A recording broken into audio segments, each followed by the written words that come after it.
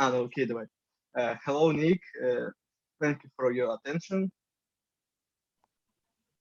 Hello. Can I ask you some questions? Oh, Sure, go for it.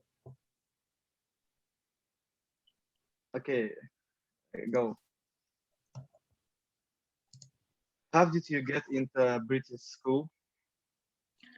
So I've been living in the UK for the last, well, 3 years now. Yeah, and I started with moving into the high school. So I finished 9 years of my middle school in Russia, took my OGA exams, and then through some interview and entrance test, I got into a British school, which was in Coventry. And from there on, I made my way. Um, Thank you. Next question. Where did you live during your studies? So during my studies, I used to live in a student accommodation. So it's like a dormitory. You have a flat which has 5 to 6 rooms in it, and you have a shared kitchen where you can hang out and cook food with your flatmates. So that's the common practice in the UK. Most boarding students live in the dormitory. So it's much easier for school to keep track of their students and control them. Nice. Did you have to school uniform? Yeah, we did have to wear school uniform because it's a standard for all classic British schools. So you have to wear a smart blazer and a pair of trousers along with the white shirt and a tie. Yeah, Nice. yeah. Um, how did you eat at school? So since it was a full boarding school, we were served food. So we were served 2 meals a day, which were lunch and dinner. But making breakfast was up to us, so we had to start our day by ourselves. The food wasn't really good because it's a canteen school food, but yeah, we had to get by. How was fish and chips? Delicious? Awful, really bad. Oh yeah. What kind of subjects did you take? So the school system, the high school system in the UK is a bit different. So when you reach your 2 final years of school, instead of doing all the subjects and then only picking like 3 or 4 that you're gonna take exams in, you choose those 4 subjects and you only do them. So I did 4 subjects for my high school program. I did maths, advanced maths, physics, and computer science. How were you graded for your work? The grading system was pretty much the same. So you have your classes where teachers present you the material, you do a couple of practice problems, and then you have homework to prepare for. So you do this homework when you're back at home, and yeah, then you submit it, you hand it in, it gets graded within the next couple of days, and then at the end of each semester, you'd have a like an exam which would cover everything you've done so far. What is it like to study in an English school, but after a Russian one? Yeah, there's a really big contrast in studying in the UK comparing to Russian school. So let's say if you were in Russian school, you'd usually have a class of 30 people that would have the same schedule. So you'd do the same subjects at the same time in the same classroom, which sort of reduces the contact time with your tutor, which means you can't receive so much personal attention if you're a bit behind the program. Whereas in the British school, you usually have classes up to 15 people, which means that the teacher can make most of his time and talk to his students about their progress and everything. So if anybody's got any questions, they can ask straight away, which I think is really good. But you know, What kind of exams did you take at the end of your studies?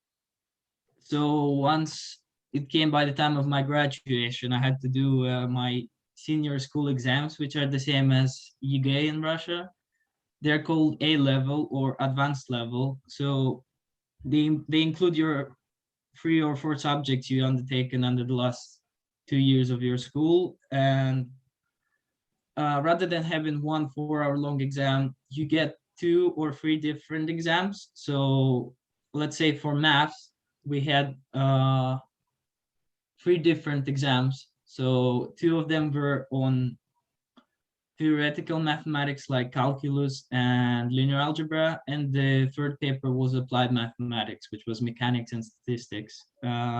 Each of those papers was 2 hours long, and the grade you get after completing those papers is the one that decides whether you get into university or not.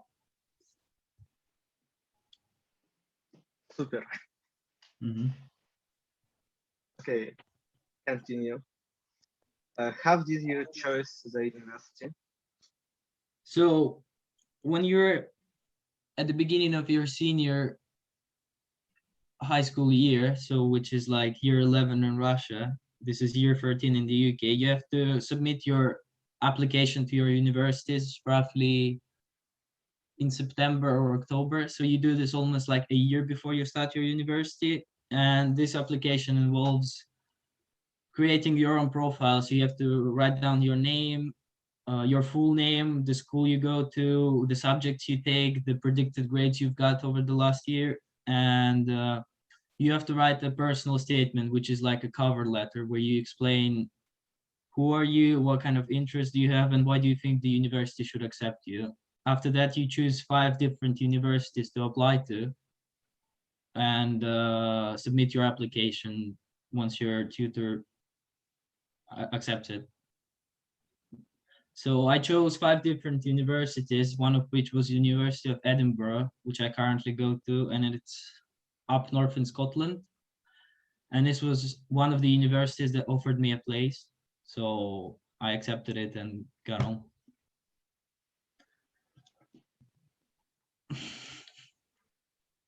Uh, okay, what are you studying? I study software engineering. It's a branch of computer science, but it's more focused on the practical application of your skills. So it involves more programming in it, which I prefer, honestly. Good.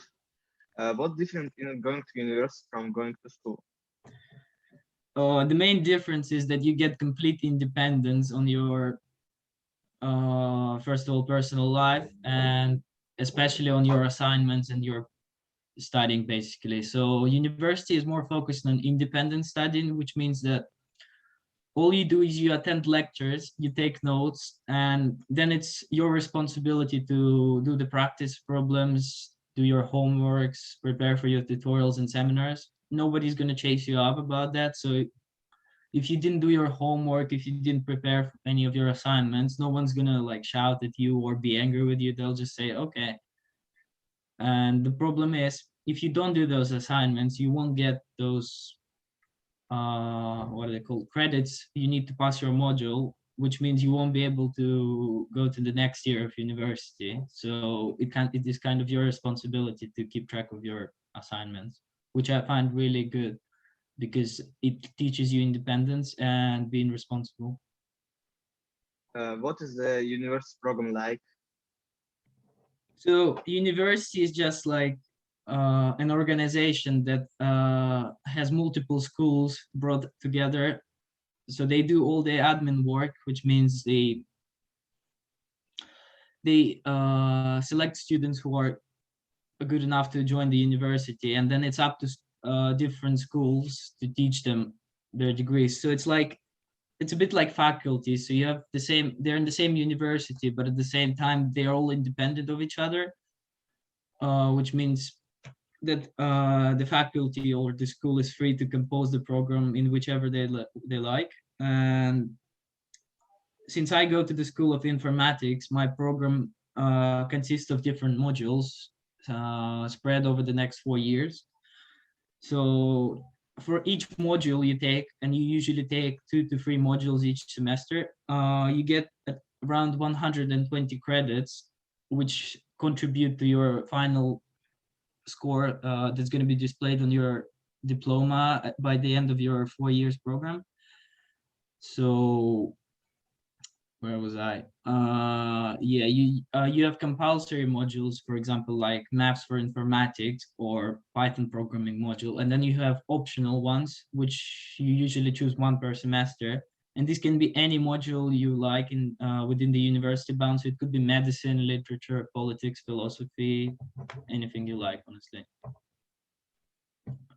Um, okay. How many people are in your, yeah, in your school? University of Edinburgh is a really big university. I think at the moment it has around 35,000 undergraduate and postgraduate students distributed equally among different schools. But I think in School of Informatics, we have roughly 500 people this year. It's so big. Okay. How you taught? So at the moment, due to COVID restrictions, we have a hybrid system of learning, which means we get 50% of our teaching served online and the other 50 in person. So, for example, lectures, which involve a big number of people, they're held online, so everybody gets a chance to attend it. And then people are split into different tutorial or seminar groups, which are about 10 to 15 people. So, which is allowed by current restrictions to meet in person. So, which means we get to go to the university campus and actually engage with other students and teachers. Next question. How are you assessed? So the assessment after this material we've covered is, yeah, it has a little system. So for each of our subjects, we get roughly 4 lectures per week. And each week at the end of those 4 lectures, we have a quiz, which is like a little 6-question test on the material we've covered this week. I think each quiz is worth like 5% of your grade for semester. And then we also have tutorials once a week, which involve some home preparation. So for example, for my programming tutorial, I'll have to complete an assignment which has like 9 different programming problems. And this each one of those homeworks contributes 10% of your grade. So it's a really interactive system of assessment, which I like, and it works this way.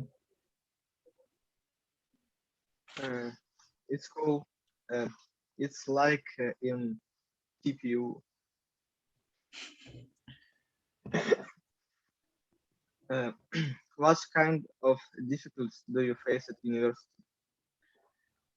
So the first and I think the foremost important, or rather difficult thing you encounter when you join the university is that you have to be completely independent. So it means you now live all by yourself. So you have to manage your time, you have to cook, you have to do all your homework, you have to attend lectures, you have to take notes, you have to engage with other people, not to be a loner. So yeah, it really teaches you social skills first of all, because you get to talk to new people and you get to talk to a lot of new people, so you have to be considerate and mindful of that. And then yeah, of course, you have to keep your room clean, you have to have something to eat, you have to stay hydrated, yeah, stuff like that. Hmm, okay. Do you have scholarships at university? At your university? So the British higher education system is a bit different from the one in Russia. So usually students don't have any kind of scholarships, but they get some sort of discount for their academic achievements. So for example, if you were getting A's or ones, what we call them, throughout the year, you might be eligible to get like a 15 or 20% discount on your tuition fees. And then you get other sorts of bonuses, like if you for example, I live in a student accommodation, and if I choose to and volunteer to help the management with something like to be a resident assistant, so if any other students have any problems, they can like call me and I can help them. you get a pretty big discount on your accommodation fees as well. But usually you don't get any kind of scholarships based on your high school exam results, which is the system in Russia, I think. But yeah, you can earn your scholarship if you work hard enough. Okay. Uh, how do you live by yourself at university? Well, as I mentioned before, it involves a good bit of time management, cooking, cleaning, and keeping track of all my assignments, which I think is a really good stretch because I feel like I'm becoming more of an adult, becoming independent and responsible human being. Okay.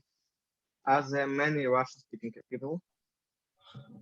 There are quite a few actually. So they're not necessarily from Russia, but most of them are from Eastern Europe countries, like for example, Baltic states like Latvia, Estonia, Lithuania. Then you have Ukraine, Poland, Bulgaria, Romania. They're not Russian, but yeah, they speak a fair bit of Russian, which is a really interesting conversation. Oh, it's so good and tasty.